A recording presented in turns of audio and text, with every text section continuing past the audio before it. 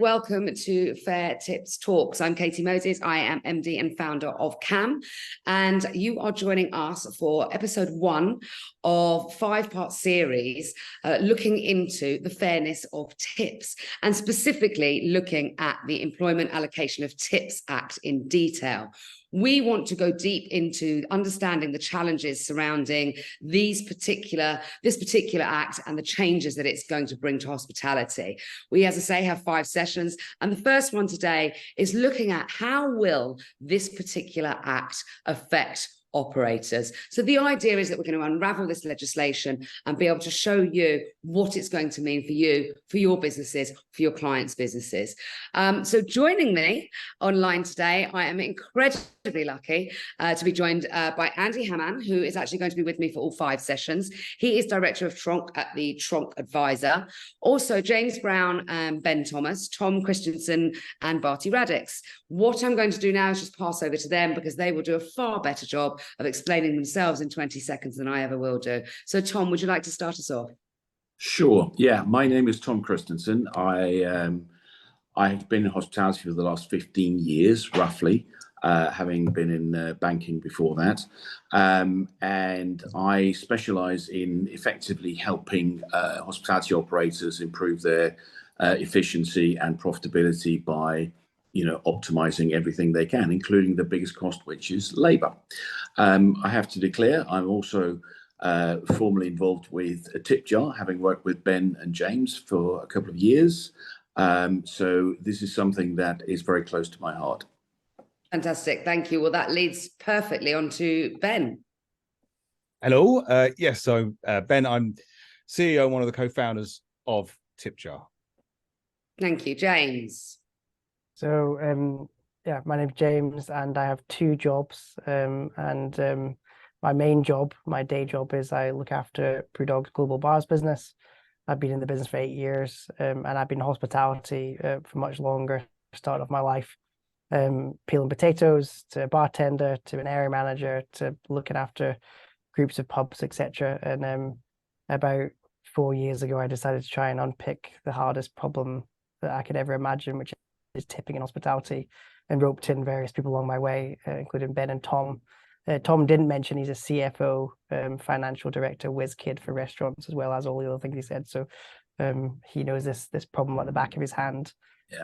and taught us a lot of stuff. So yeah, that's me. Great. And I love the idea that you have tried to unpick the hardest problem, James, and I'm going to come to you a little bit later on in this webinar to see how you're getting on with that. Barty, would you just like to introduce yourself? Sure. I'm Barty Radix. I've worked in hospitality for the last kind of 17 or 18 years, primarily in finance roles. So I'm an accountant first.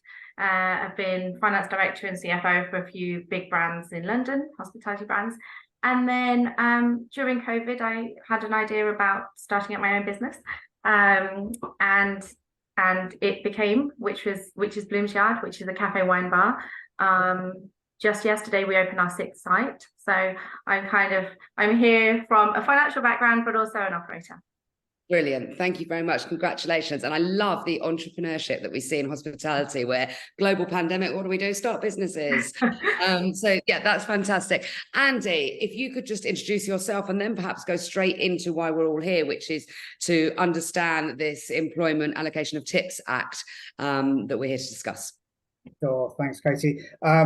I'm Andy Hamman. I have worked in general employment taxes for 32 odd years. For about 25 of those, I've been involved in hospitality. I've started my career in HMRC, and then worked in private practice, where I really honed my skills and started working heavily with operators, and now working solely dedicated in hospitality with the Tronc Advisor, looking after all manner of operators, startups, looking after those that have been in place for a long time, compliance, checking efficiency, national insurance, all sorts of things that come and go with tips and Tronc arrangements, which can be very complicated, sound simple, but aren't. So the Act gained royal assent at the beginning of May this year. One of the first bills that our new king signed off on, which was nice.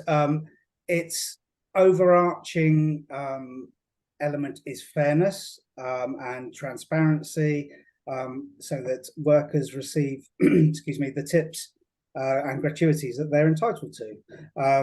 So one of the first key points is that 100% of a gratuity, and a gratuity is a tip, a service charge that a customer or a guest leaves, 100% of those tips must be given to the staff, must be passed on to the staff.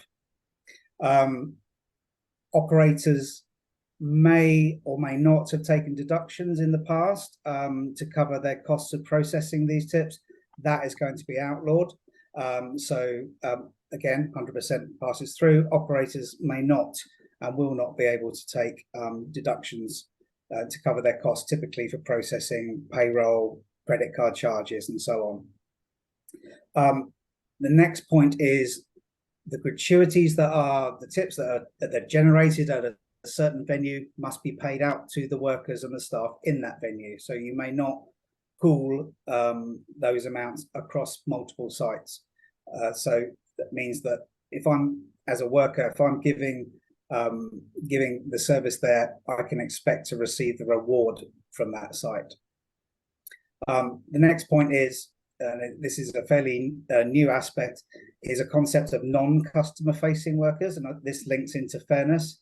So where you have staff or workers that are typically behind the scenes, and very classic examples would be dark kitchens or central production kitchens, or other operational roles that are not customer facing, boots on the ground, they can take a share of the tips. So it recognizes that they've contributed to the overall customer experience, and fair argument that without them it may not be as much of an experience as otherwise would be. We've talked about fairness, and the code of practice will really, or we hope will really, bring this out in terms of what does that mean. I think we all understand what fairness means in typical terms, but what does that mean practically, and when you pragmatically, commercially apply it to the workers. So what we're facing in very frequently now is, if we give X to one person and Y to another, is that fair? And that comes out a lot in terms of what's the wider compensation package look like. So maybe, as an example, a salaried manager who maybe has a bonus structure and other reward package may not get tips at all, or may get a lower amount compared to a comparable worker that is a waiter, waitress on the floor. Is that fair? That's quite a subjective view to that. So that's the sort of thing we're hoping the code of practice will give us some practical examples of. Right. Okay. Well, that's fantastic. What I'd like to come on to now, thank you, Andy, that's a really good summary, is I'd like to talk about how the day-to-day operations of hospitality may well be affected by that. So now I think that anyone that's watching will understand what that means, what legally we are obliged to do as hospitality operators.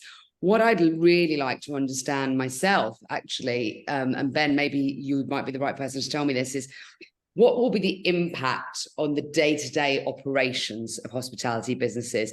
Are there some specific adjustments that these operators are going to have to make, and are going to have to make quickly?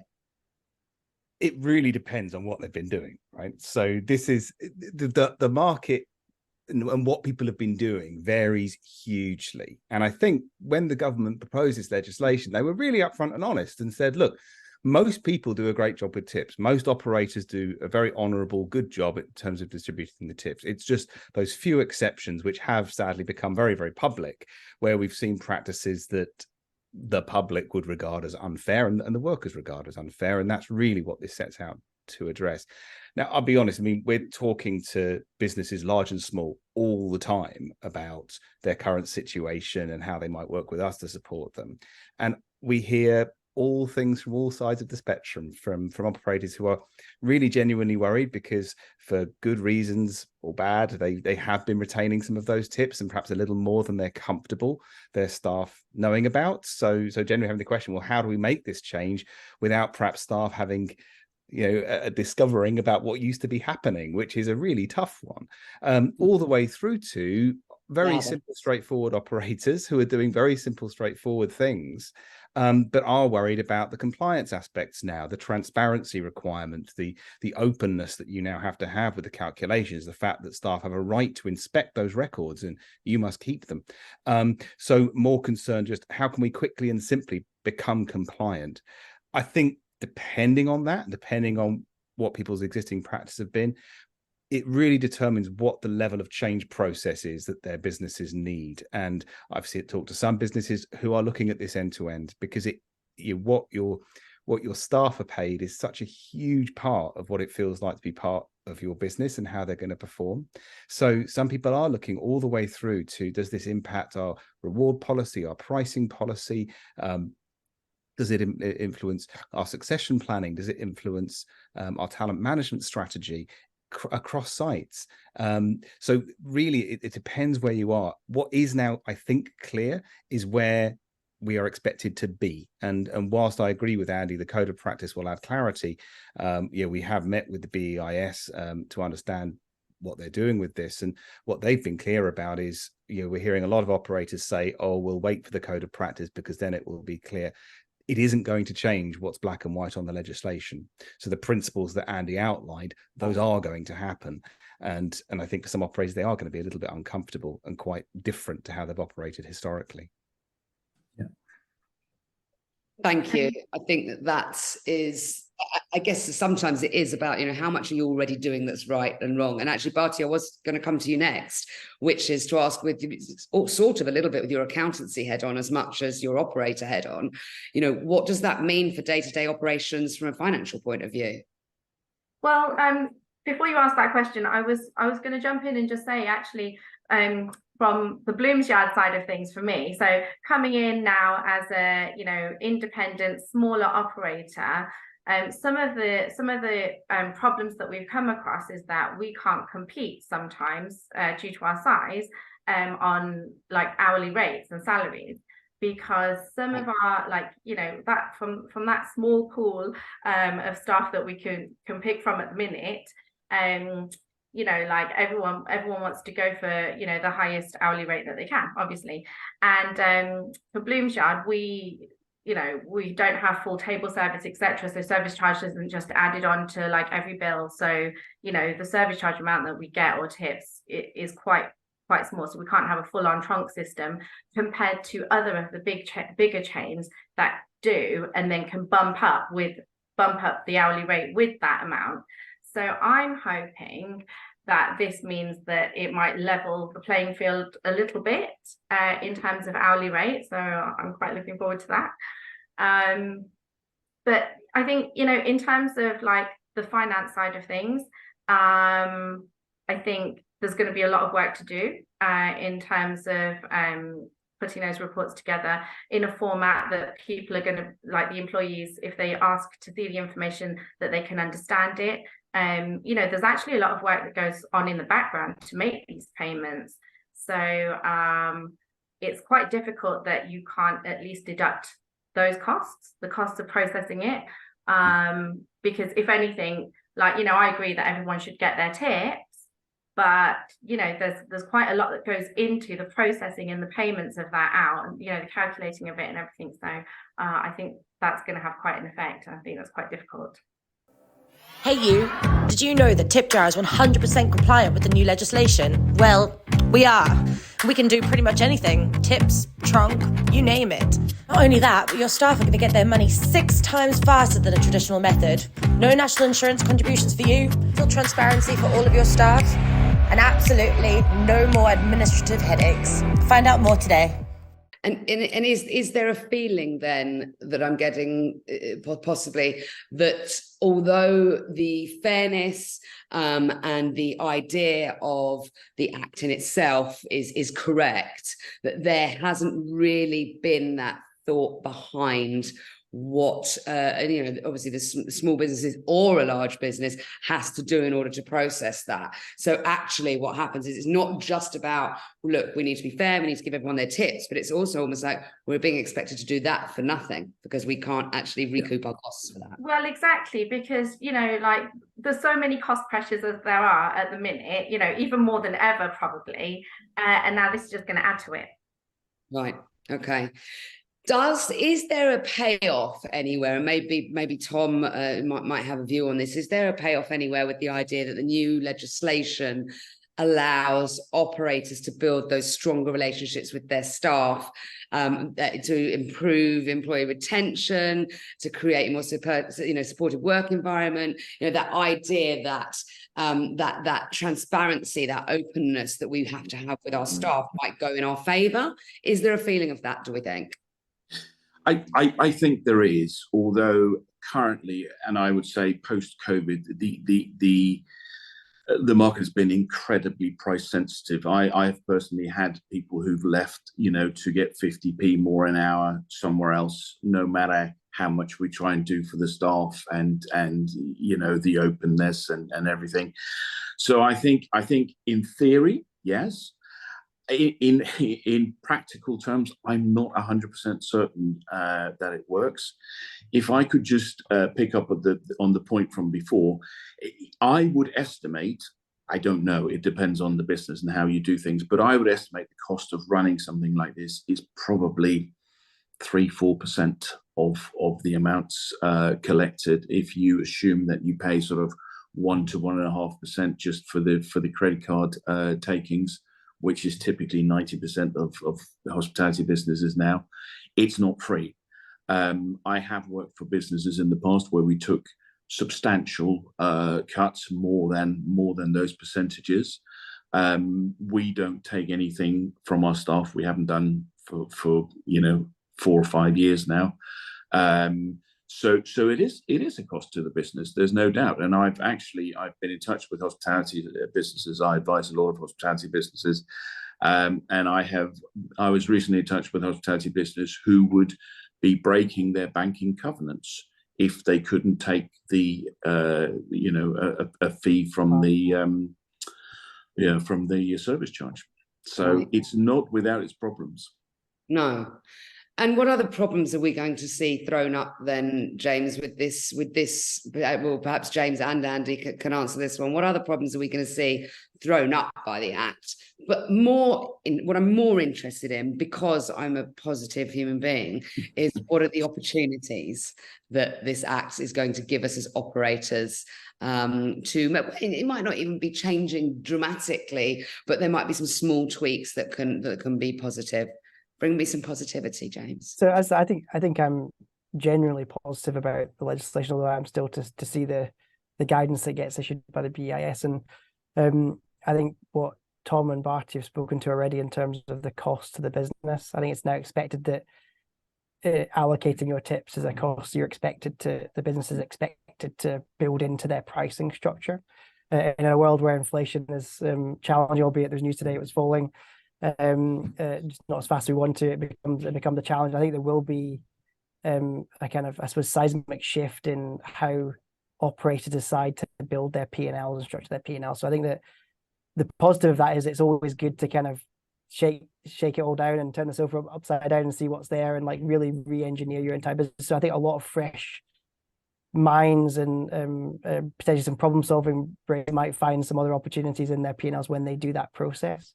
But the one I'm most excited about as an operator and as a bartender, and as much as I love finance brains, I'm not one myself, so I tend to focus on what happens and the interaction with the customer, is that whilst I understand the necessity of service charge and wrapped up Tronc systems and point systems, all the rest of it, when I compare British hospitality standards versus US hospitality standards, everyone talks about the difference. I think what the opportunity is for us here is to raise the average earnings of the individuals who are the best performers in our bars and restaurants, and I suppose build a work culture where you reward excellence in a business and staff really have skin in the game and understand with the transparency. Barty talked earlier on that staff are allowed to have transparency of what's being paid, I'm not quite sure what that means yet, but the word transparency is in the act, and I think that as soon as you do that, you're going to shine a light on who gets paid more and why they get paid more and what they did to get,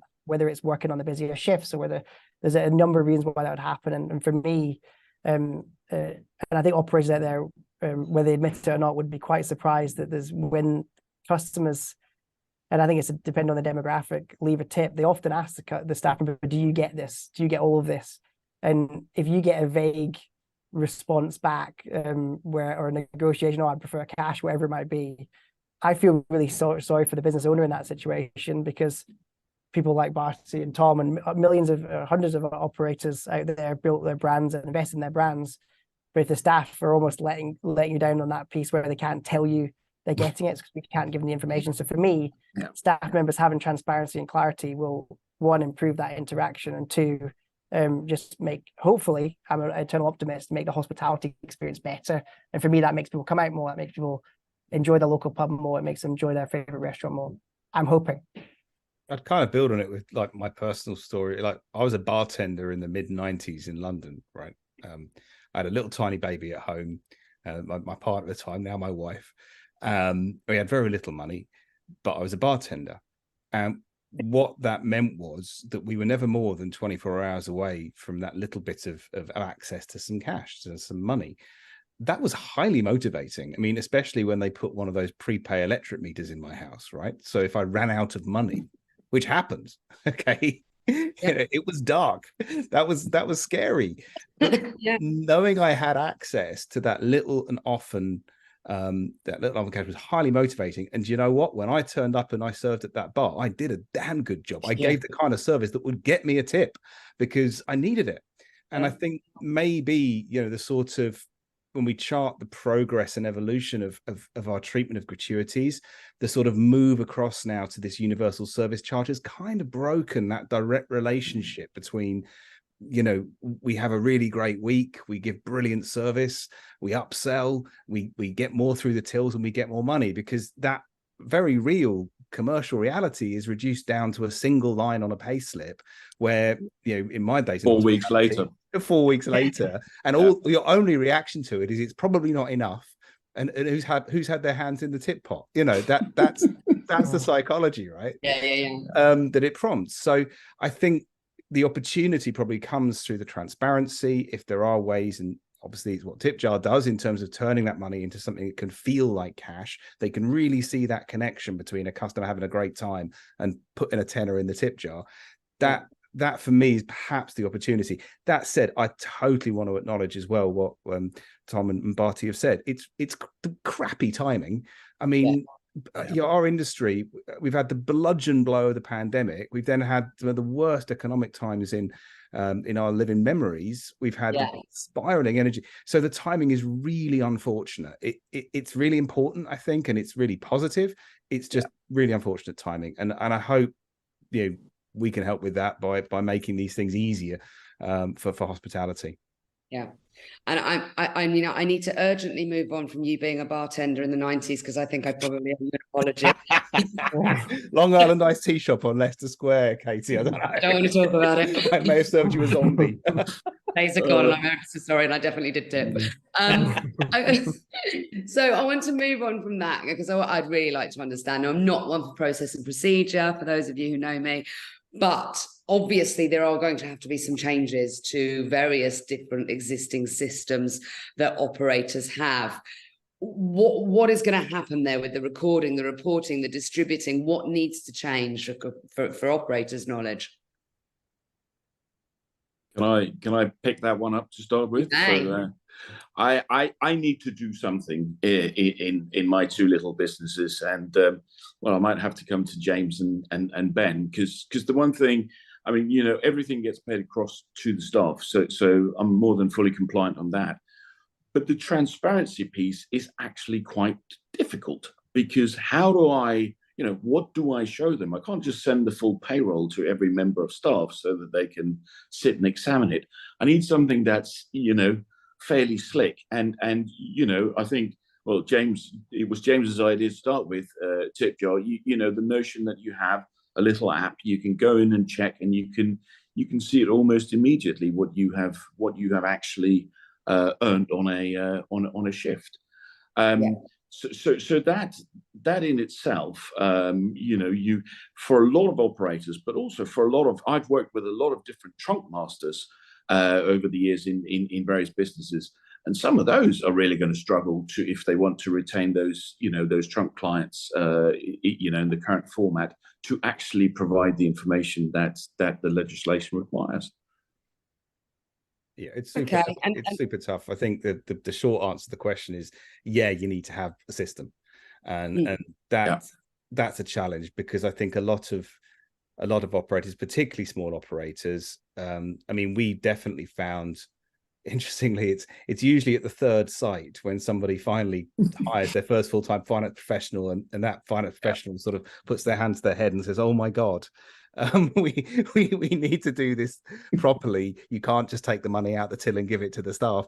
And I think that's probably where I feel most sort of sympathetic, because those smaller operators, I think a lot of them are considering, well, should we just stop doing tips altogether? Which would be a terrible shame in terms of the intention of the legislation. And I think that exists already, Ben, isn't it? How many times do you go to somewhere, and we partner a lot with pay at table solutions, who are actually really slick at taking tips, but often they have the functionality turned off because the operator doesn't want to handle the money, and will say, we only do cash tips because of the burden that's already in place today, let alone the additional burden that's going to come on with the new legislation. So I think that Ben's right. I think that some people will be on the cusp of, depending on how much they take, removing it from their business altogether and just not accepting tips, and other people kind of diving deeper into it. I think, and that is just a negative for the hospitality industry overall. I mean, we've done some research with you, James, about this and how consumers feel, and we know that it is a positive to consumers if they know that their tips are going to the right people, that it's going to the people that deserve to have it, that it's not being dipped into by operators. So what that's going to end up doing is actually, it's going to end up decreasing the satisfaction with the customer experience in the long term, or the customers themselves are going to stop tipping because they're going to say, well, hang on, what's going on here? We know that is the case. We know consumers have told us about that. Yeah. So is there, thinking about it from that side then, is there some education and training and knowledge that needs to be imparted to both employees, employers, maybe even the general public, for them to understand what this means for the industry? Shall I pick up on that? I think, again, hoping the code of practice will help with this, but the legislation has talked about transparency and sharing information. Tipping, Tronc procedures, the days of them being sort of shadow operations or hidden from the staff, and all they ever see is a figure on their pay slip, are over. Some staff are quite happy just to say, great, thank you very much, I've received my pay slip and the figure on it. But the savvy ones, and they're becoming more savvy, want to know where that's come from. We know they all share information anecdotally. They compare pay slips. And I'm a waiter, you're a waiter, why have you got more than me when I've worked the same shifts as you? And that's where the legislation comes into play, because the granular level of data that they're allowed to request, and quite rightly so, will help with that, and it will help them to understand, well, maybe there are nuances or some sort of differences that why those figures are different, but they can ask about it, and they shouldn't be scared to ask about it. It's important to point out they can't ask generally about it. Nobody's going to share the whole payroll, for data protection reasons, as we wouldn't with salaries or wages. But they have the right, or they will have the right, to say, look, can you tell me, how has this been derived? Calculated. Where does this information come from? And how has this fed through into my pay? And I think, you start to plug all that in, that helps with, trust, retention, less attrition, better customer service, and it all starts to loop around in a nice big circle, and it builds a better, population within a restaurant of the workers. And I think the other point I was going to make is that Tom picked up on it is how much information should we share about the policies of how these things work. Some Tronc policies, and we've not really touched on Tronc, what that means, but some Tronc policies can be pages long, some can be 1 page long and very simple. Now that should be shared with the staff because it's their money. This is how you'll get it.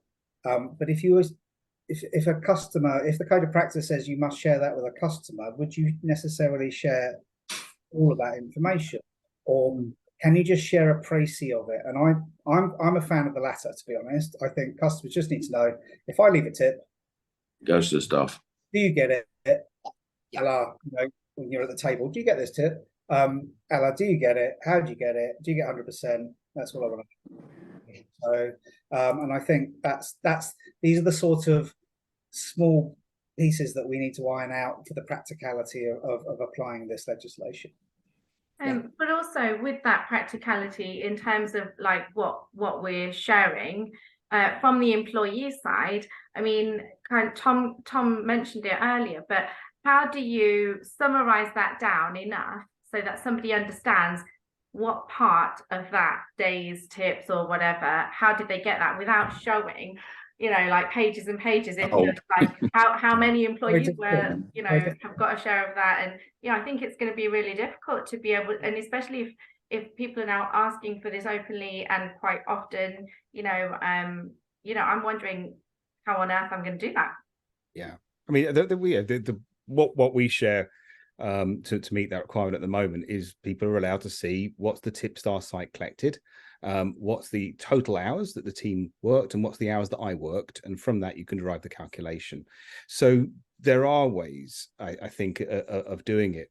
And again, I think potentially the invitation here is to take the 200-page long Tronc policy and put it in the bin and write a 1-page one, because probably if it is that long, it may not be likely to end up in the place that the legislation is now asking. And what's really interesting is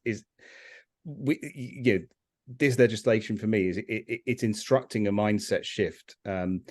If we charge a service charge, if we take gratuitous tips as an employer, that isn't our money. That is the property of the people who work here, and our role is a custodian over that money to ensure it's treated fairly. I don't think it's going to change in terms of an employer still may not make those decisions or even influence those decisions. That must be done by an independent Tronc master. None of that's changed. I think what perhaps has changed, though, is the level at which HMRC are going to be policing this going forwards, potentially, and that they will have a very, very clear set of principles by which they assess, is this fair, is this not fair? And I think the risk for a lot of hospitality businesses at the moment is those practices that might in the past have been kind of okay because it was wrapped within a Tronc system, now I think are going to be looked at very carefully. So deducting tips if someone's uniform isn't clean enough, for deducting tips for wastage, deducting tips. These are the sort of little practices which, okay, you can really understand from a business point of view how they've arisen. However, that's not what the principle of the legislation is to say. Actually, that's what needs to change. It's not the property of the business, it's the property of these people. And it just so happens, if you as an employer wants the benefits of service charge and tips in your business, then your obligation over that is simply to pass it on in a way that is fair, rather than try and leverage it for other benefits to the business, for performance management reasons and things like that. So I think it is a mindset shift. It is uncomfortable. I think it's important, and it's of high value, and it's positive. And the timing really sucks for us because we've got so much else going on. So I think what we're very interested in is how we can help, and that's really where we've just been doing a lot of listening to what people's challenges are. In the bustling heart of hospitality, every service has its value. But beyond the impeccable service, there's a world where fairness and finance meet. We've helped businesses recover over £50 million in national insurance contributions. From precision-focused Tronc advice masterful Tronc Master services to rigorous compliance checks. We're your ally in the tipping ecosystem. And because we believe in a world where every penny and every principle counts, here's our offer to you. Mention Fair Tips 1 when reaching out, and you'll get an exclusive hour of free consultation with Andy Hamman. With the Tronc Advisor, it's more than just tipping. It's about transforming the way hospitality thrives. The Tronc Advisor, where every tip leads to a greater journey. And the timing idea, Ben, as you mentioned, I think the timing thing for me boggles the mind, but then nothing that goes on in this country boggles my mind anymore. I think we just got to get used to mind-bogglingness. So with the timing and everything that brings, Barty and Tom, I'm really keen to know, what have you done so far? What have you done so far to prepare for this act, and what is I'm very happy to pick that one up. So far, I've done absolutely nothing. You know Good. what? Exactly What's on me. I haven't done anything, but it is on my to-do list, and I think I just need to have a chat with either Ben or James and say, look, can you just come and put it in and fix it? yeah, I mean, yes, I mean, there's nothing actually fundamental in terms of the principles. There's nothing to fix, but we probably need to rewrite our Tronc policy so that it fits the way that TiPJAR operates and the way that things are split and whatever. So, but you know, I confess I haven't done a thing yet. You know, everything is the way it was. I should set myself a target. Ben likes targets, so you know, Ben, drop me a date. Can I ask a question? Just because you're obviously super FD CFO and you've had experience of running kind of bigger business in the past. Obviously, you start to budget as soon as August is gone, and you've kind of launched your Christmas menu, and you've got past summer. Your head starts to turn to building a model to budget for the next year. And if you're a business that isn't probably 100% compliant right now, you've got to start thinking about this in your head, right? Like, how would you or Barty approach that at the minute? You got to try and find out what your model is and then work it back into the budget. Is that right? Or? Yeah. Someone is at the front door. And somebody's at the front door. I can pick that one, Barty, if you need the. So yeah, I mean, look, the cost of our scheme, I mean, minus what I may have to pay somebody like a TiPJAR, that is already in my numbers. I need to look at because we currently run a points scheme, which means that not everybody gets the same per hour. So I need to look at that. We have also, what we have previously done is we've had split employments between the two sites. So I need to look at how that works. And I've had people who, you know, effectively had, you know, quite a substantial part of their total remuneration or above average part being service charge rather than salary.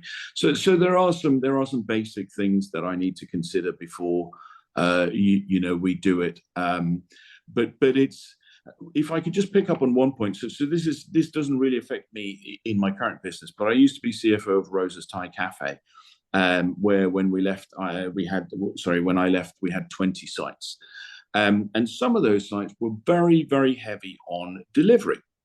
And we used to have a system where it was basically the trunk that was in the site got paid out in the site, but we got to the stage where it was impossible to recruit and retain people, you know, to some sites, because we had a uniform pay structure, so that, you know, a kitchen porter earned the same in each site. But obviously, we were struggling to make that work when, you know, 80% of the sales were delivery. And this is maybe one for Andy. I don't know if you're able to do sort of, you know, cross-site multiple employments or something like that to try and even these things out. I could see some operators seriously struggling with that, and I could see people who were doing mainly delivery business also struggling to attract the talent that, you know, might go somewhere else because they can get a much better pay with increased service charge. That's a really valid point. I don't see it, and I haven't seen it historically that much, because high performing sites naturally don't want to share their high performing with low performing sites, not very good for team playing, but there you go. But again, the legislation is saying what's earned in a site must be paid out in a site. Yeah. That's not to be confused with the fact that people can be attached to different sites. So if I go and work if I work at site A as my home site and I go and work temporarily at site B, I can take a share from site B. Of course. What you can't do is generally create a pool the money. Yeah. You'd have to create a musical chairs system rather than kind of moving people working rather in 20 than different sites. Yeah. So it's and this is the government's view is, you know, you work here, you contribute here, you are rewarded from here, and that's it in three simplistic terms. But like I said at the beginning, then we have our non-customer facing people that again can be attached, you know, that aren't customer facing and can be attached to different sites because they're contributing in the background. Yeah. So, but yeah, the new general principle is, you know, what's in a site stays in a site, and you can't. Yeah, and we are seeing definitely people are looking at this challenge because there are some real challenges, and that's a really good one, Tom. You're absolutely right. You can't argue with it, can you? It makes it really difficult. But yeah, what I've heard a lot of people really looking at is the whole end-to-end recipe. So it is, this is the thing. So this legislation is tipping. Everyone thinks, oh yeah, got to sort out the tipping. Actually, it's got quite seismic implications because of that kind of situation. And people are sort of looking at, okay, there's a new recipe I need to construct here. Maybe there is a pay differential for people in these sites. Maybe the prices come up a bit, the service charge comes down a bit, and we just restructure the whole methodology. I've even had people saying, like, yeah, we have very fixed in our head that service charge is 10, 12 or 15%, right? That's yeah. You know, I've seen people say, okay, what about a 5% service charge? 5%, yeah. You know, and you just jockey things around to come up with a recipe that works for the business. And it does sort of start to go, okay, pay differentials. If you are in a delivery heavy site, maybe it is a bit more loaded on salary, but maybe elsewhere in the business, actually, guys, you're doing really well with service charge. So, you know, we can balance it out. Now, again, there are requirements of legislation, you know, that you're no longer allowed to kind of negotiate salaries on the basis of service charge. I don't know if you can comment on that, Andy, because that was another thing that I thought was quite complex. Is that true as well? Is that back? Do you have to go and edit people's contract backwards or not? No. So this is basically the concept of an operator saying you're on 35k. How about we move you to 25k and the trunk master will give you 10. There are issues around that. It's achievable, but for the purpose of this webinar, you know, there are issues around that. The legislation is saying once it comes into force next year, you can't do that. So you know, if that's something you want to do it now. If it's something you want to do from scratch next year, that's fine. So you take on a new employee and say you're 25 and 10, that's fine.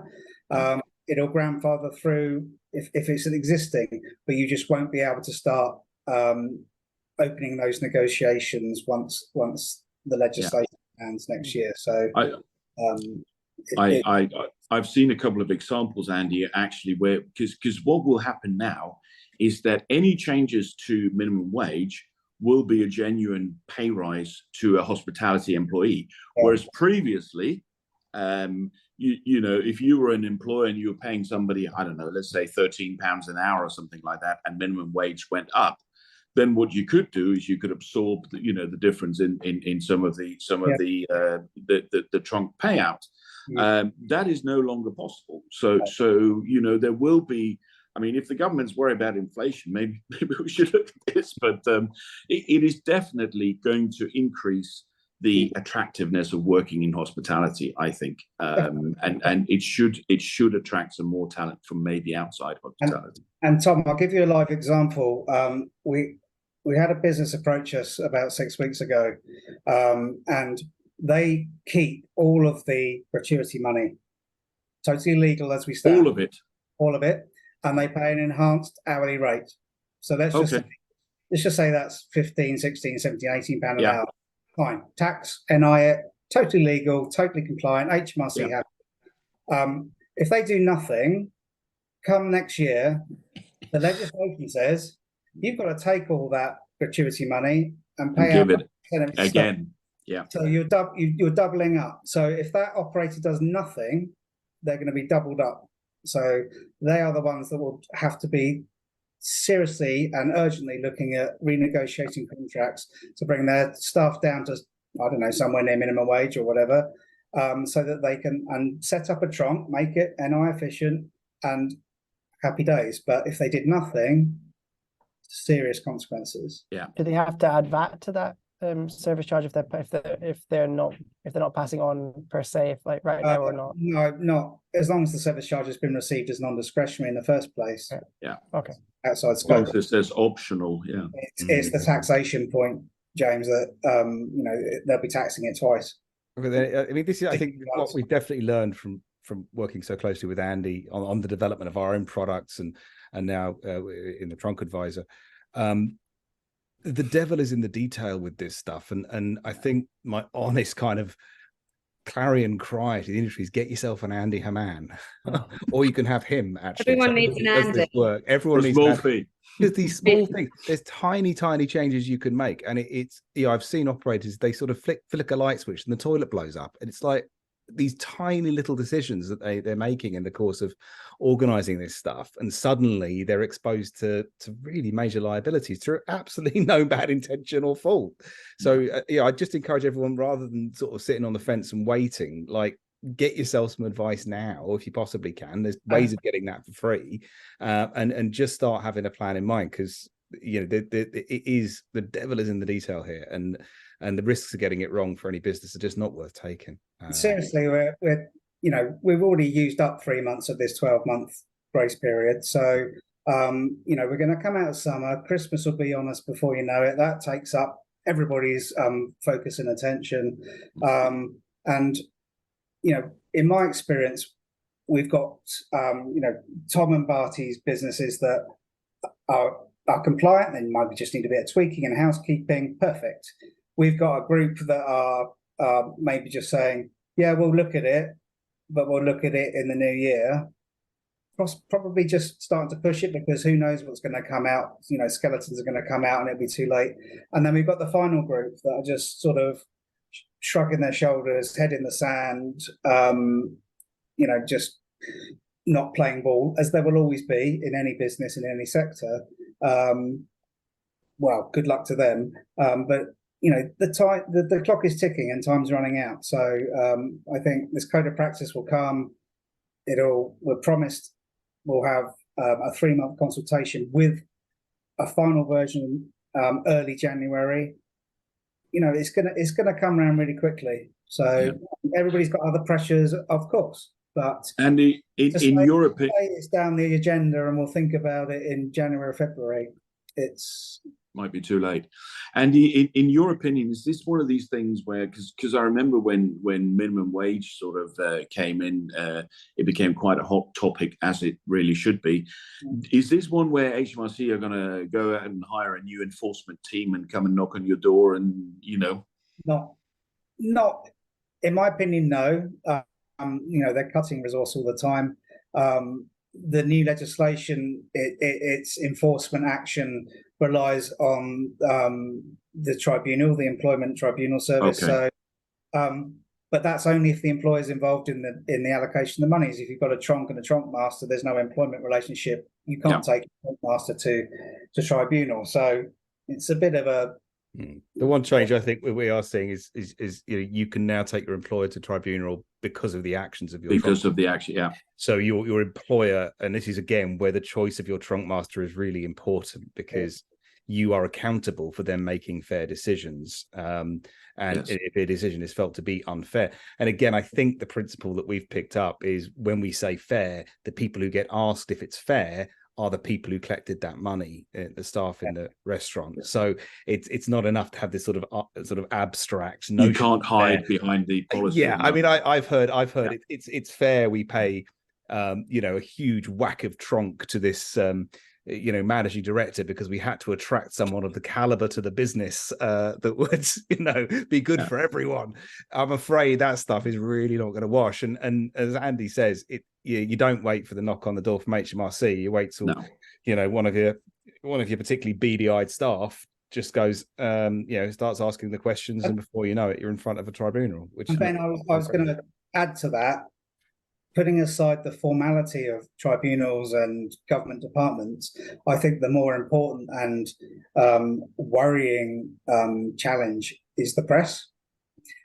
We know they have gone after hospitality in the past. I am a betting man, and I would wager that once this legislation lands, the usual suspects in the press will be hunting around, looking for stories, third-party information, disgruntled employees, ex-employees, and here comes the Evening Standard, the Telegraph, and so on, and highlighting those that haven't deemed to have not. You've got to ask yourself. You got to ask yourself why they do that. The reason why they do that is consumers. It matters to people. So this industry employs millions of people. I know lawyers, doctors, accountants, people who started off with a bartender. People are close to this industry, whether they're purely just a customer or they've grown up through it. And people really care about doing the right thing for the lowest paid workers in our, I suppose, our sector and also in the country. So I think when the press go after these things, there's a reason for it. And I think that if I was running a brand who wasn't quite compliant on this, whether it's a large scale brand or a small scale brand, I'd be worried about not the kind of tribunal costs or the hassle of going to tribunal, because that is not insubstantial. But the bigger issue is that someone walks past your front door and goes into the restaurant next door across the street because they've seen a story in the press or they've seen a Twitter storm or a thread on you not being quite right with your tips. And I think that's just not acceptable. Yeah, I totally agree. And I think that actually that's a really good place for us to leave it, because I'm conscious of time. But I think that it's incredibly important for everyone in our industry to remember that the customer experience is king or queen. And actually, if this particular act ends up enabling us to give a better customer experience and, importantly, a better worker experience, then it can only be a positive. Shame about the timing, of course. We've had that discussion. We know that there are going to be some hoops to jump through. We know that it's not going to be perfect. I'll try and refrain from saying anything negative about all the other policies our government has thrown at us over the last few years. But what we do know is, and I think every single one of us has said on this webinar, on this call, that it will be a positive for the people that work in our industry, and then it will be a positive, therefore, for the people that walk through our doors. So what the next 4 episodes of Fair Tips Talks are going to look at is, how do we navigate that? What is next? What will it mean for our staff? What will it mean for our customers? So all I can say to you guys right now is, Barty, Tom, Ben, James, and Andy, thank you so much for being such willing participants in unraveling this brand new act that the entire of hospitality, big or small, is going to have to act on. And for those of you that are watching out there, I really look forward to seeing you for the next Fair Tips Talk, where we're going to be looking more at the legislation. Thank you very much. Thank you. Thank you. Hold on to your hats, because next week, Katy will be speaking to Andy Hamman, Andy Dempster, and Hugo Murphy as we dive deeper into what the legislation means for agencies and their staff. Let us know your thoughts or any remaining questions you have on the session by tweeting us at TiPJAR_tweets, or find us on LinkedIn by searching TiPJAR. See you next week.